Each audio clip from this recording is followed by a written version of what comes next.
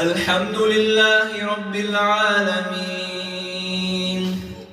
الرحمن الرحيم مالك يوم الدين إياك نعبد وإياك نستعين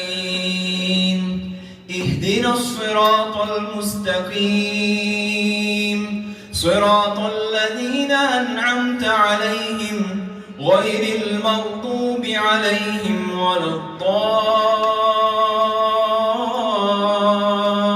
الضالين آمين. آمن الرسول بما